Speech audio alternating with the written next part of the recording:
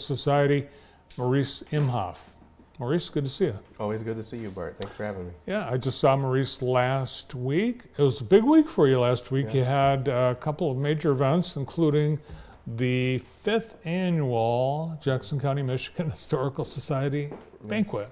Absolutely, it was great. It was packed. It was really good to see all the folks. There are a lot of new faces as well. I mean, this was our 5th annual banquet. We've done it 5 years now, celebrating our organization, and this, of course, was our 5-year celebration and was the largest. It's grown every year. I think we've talked in the past. We started at Lloyd's Carrot Shop there in Spring Arbor, and quickly have outgrown each venue that we've been at, and all the way up to the Ella Sharp Museum. It's been great.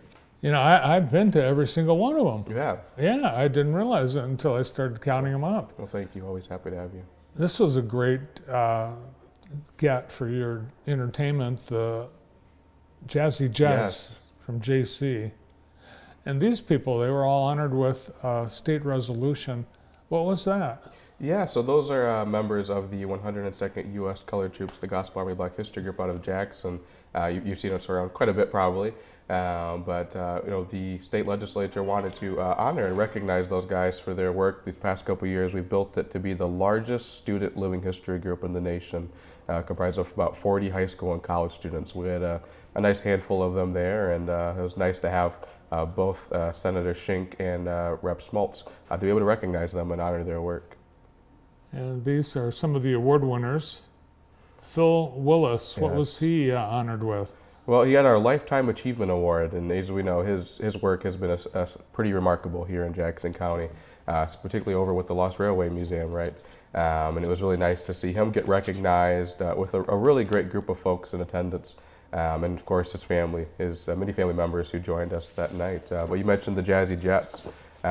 They were a really nice performance to be able to have. We wanted to have some historical tunes in attendance with us to go with the historical theme, right? Mm-hmm. And they did a really good job at providing some classic big band music. I mean, right away they started with In the Mood by Glenn Miller, and that really set the tone for the rest of their performance, which was really enjoyable.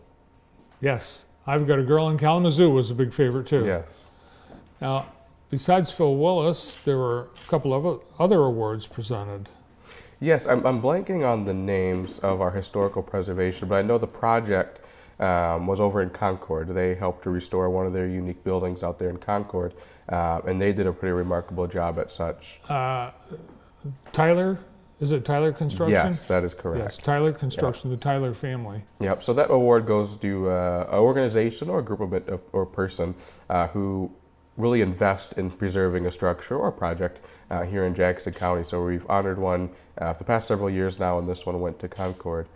For a Community Impact Award, if I'm correct, it went to Nathaniel Arts with the Jackson District Library, who's done a really good job as their new library historian and archivist. And it's a new role. He stepped right into it and has done an excellent job at helping preserve and tell stories at the Jackson District Library.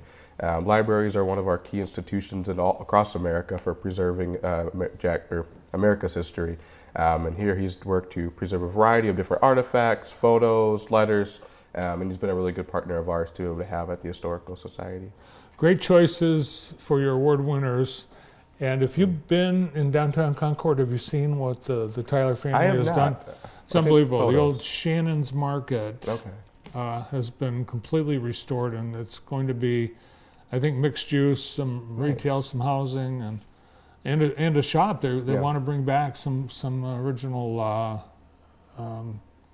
downtown style market. So that'll be exciting to see. Cool to see. I mean, that's kind of what we talk about with the historical preservation. I mean, historical structures shouldn't be just destroyed and discarded. We've lost too many already in Jackson County. We want to highlight those people who are investing in our historical structures to bring them back to life and ensure they have a long-lasting future in Jackson County. The other thing you had going on last week, Maurice, you accompanied the 102nd Colored Troops contingent to New York City. We did, yeah. That was quite the journey. We had the prestigious honor to march in the largest Veterans Day parade in the United States, New York City. So we took about 6 of us who went out to New York City and took part in that. We left early Monday morning.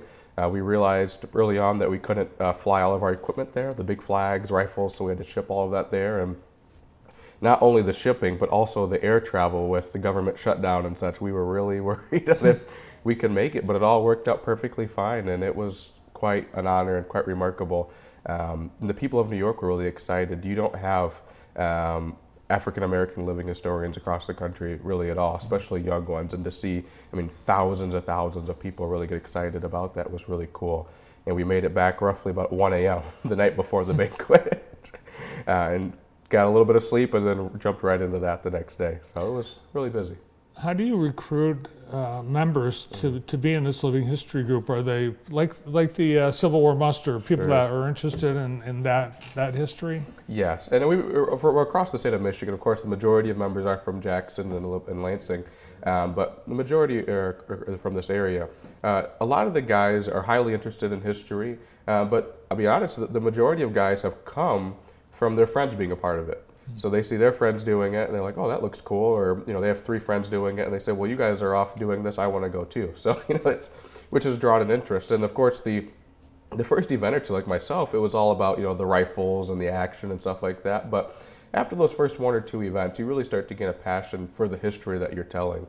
A lot of the guys, know there's some of their family roots, descendants of slaves in America, and being able to tell the story of black men in America who fought for freedom is quite unique for a lot of them.